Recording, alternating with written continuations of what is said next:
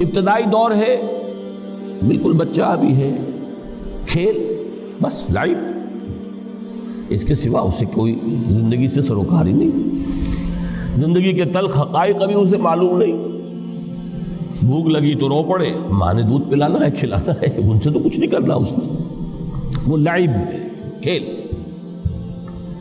لیکن تھوڑا سا آگے چلتے ہیں، ٹین ایجر سٹیج میں جب داخل ہوتا ہے آدمی تو اب وہ نرا کھیل، معصومانہ کھیل نہیں رہتا، اس میں تلذذ، سینشول گریٹیفیکیشن کا عنصر شامل ہو جاتا ہے۔ اب اس کے کہا لہو، اعلموا انما الحیات الدنیا لعب و لہو۔ ذرا آگے بڑھئے تو انسان پر سب سے زیادہ دھن سوار ہو جاتی ہے، بناؤ سنگھار، میرا لباس فیشن کے مطابق ہو، کہیں ایسا نہ ہو مذاق اڑے۔ اپنے لباس کے بارے میں بہت کانشیس ہوگا، اپنے ہیئر کٹ کے بارے میں بہت کانشیس ہوگا، ہر چیز کے بارے میں بہت کانشیس۔ زینت، بناؤ سنگھار، آرائش، زیبائش۔ اس سے ذرا آگے گئے، تکاثر فی الاموال والانفس، تفاخر بینکم۔ یہ سمجھیے کہ تقریباً 30 برس کی عمر جب انسان کی ہوتی ہے، اب فخر، تفاخر، یا دولت پر فخر ہوگا، یا نسب پر فخر ہوگا،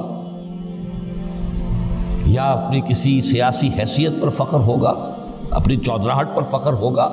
تفاخر بینکم، جس میں جان میں چونکہ توانائی ہوتی ہے، قوت ہوتی ہے، لیکن اس کے بعد جب عمر ڈھلی بڑا ریئلسٹک ہو جاتا ہے انسان۔ پھر یہ جو چوتھی سٹیج تھی، اس میں تو یہ کہ مونچھ نیچی نہ ہو، چاہے سب کچھ میں اپنا خرچ کر دوں، داؤ پہ لگا دوں، لیکن مونچھ نیچی نہیں ہوگی۔ آخری سٹیج وہ ہوتی ہے کہ پھر ہوکا لگ جاتا ہے آدمی کو، تکاثر فی الاموال والاولاد، مال اور اولاد کی کثرت کثرت کثرت۔ اب یہ ہوتا ہے کہ مونچھ نیچی کیا، مونڈ بھی دی جائے تو کوئی حرج نہیں، مال آنا چاہیے، ویری ریئلسٹک۔ اور اسی حال میں انسان ہوتا ہے، آخری پارے کی صورت نے پھر اس میں ایڈ کر کے اس کے اوپر مہر لگا دی، الہاکم التکاثر حتی زرتم المقابر۔ یہ تکاثر جو ہے پیچھا نہیں چھوڑتا۔ اتنی دولت بھی ہے کہ آپ کی 10 نسلیں کھا سکے اطمینان سے بیٹھ کر، تب بھی صبر نہیں ہوتا۔ بڑے میاں کی ٹانگیں جو ہیں وہ قبر میں لٹکی ہوئی ہیں، لیکن تکاثر جو ہے، تکاثر مال، وہ پیچھا نہیں چھوڑتا۔ حتی زرتم المقابر، یہاں تک کہ قبروں تک جاؤ۔